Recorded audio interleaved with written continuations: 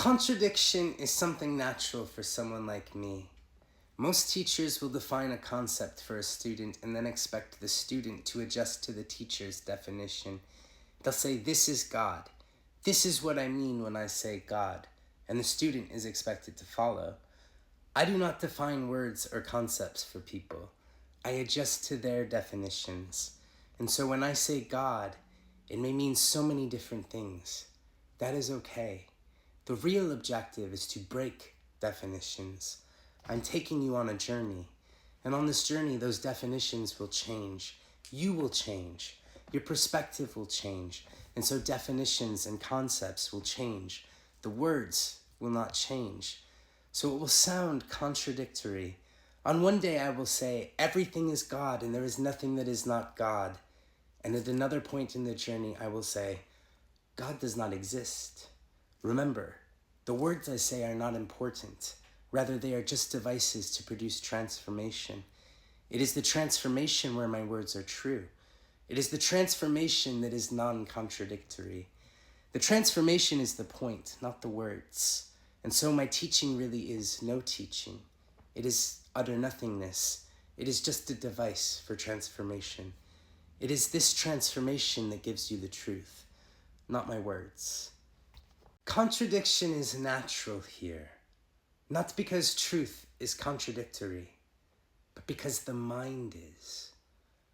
Words are used and then taken away, not to define, but to dissolve definitions.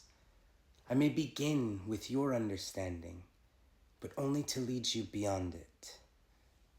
I'm really talking about the creation of space, to allow God's love into your life, to allow the spirit, the pure consciousness, the pure awakening to blossom, and to allow the joy and the laughter.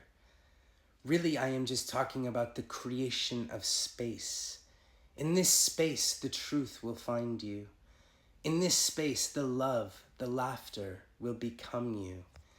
In this space, you see there really is no you to begin with. Rather, the divine is in that space, and you find yourself at one with it, whole and pure, without identification.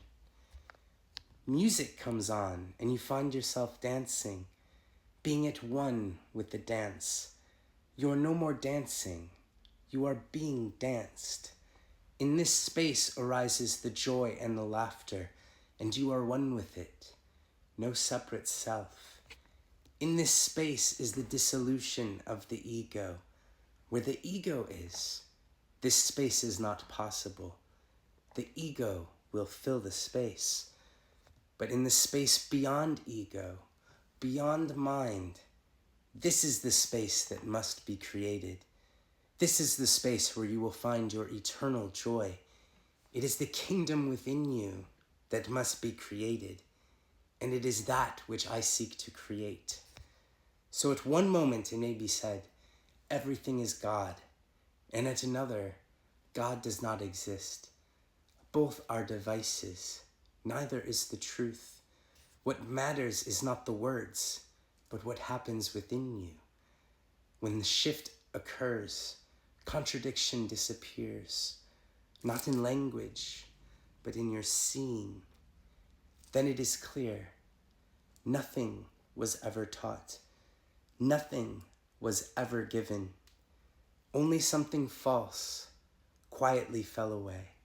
Your problem isn't spiritual.